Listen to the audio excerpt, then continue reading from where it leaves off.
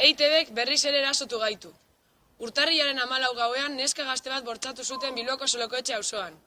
Beste behin, sistema heteropatriarkalak ondo zitutako matxiruloek gure gorputzen jabe zirela pentsatu zuten, baina oker dabiltza. Erasoen aurrean autodefentsa feministaz erantzungo dugu. Beraz, kontuz matxirulo, zure atzetik gabiltza. Erasoa berez nahikoa ez balitz, PNV-ren manipulaziorako tresna den EITB komunikabidea honetaz baliatu da zazpikatu gaztetxearen irudia zikintzeko.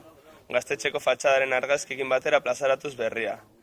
Berriro ere, PNV espazio alternatiboen aurka, espazio antikapitalisten aurka, espazio feministen aurka.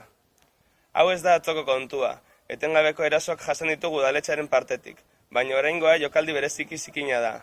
Bortxaketa bat euren politiken mesedetarako erabiltzeak ezin hobeto deskribatzen du euren izaera interesatu eta zekena.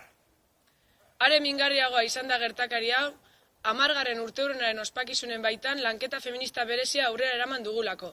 Ondo baitakigu jai giroan erasoak biderkatu egiten direla. Era berean, azpimarragarria da zazpikatu gaztetxearen presentziak auzoari eta bereziki puntu beltza zen Solokoetxeko eskailerei eskaini den bizitasunak 10 urte hauetan inguru askoz ere seguruagoa bihurtu duela. Hortaz, argi izan ez aituztegula utziko zazpikatu zikintzen eta edozein erasoen aurrean erantzuteko prest egongo garela. Gora autodefentsa feminista! Gora! Gora zazpikatu gaztetxea! Gora!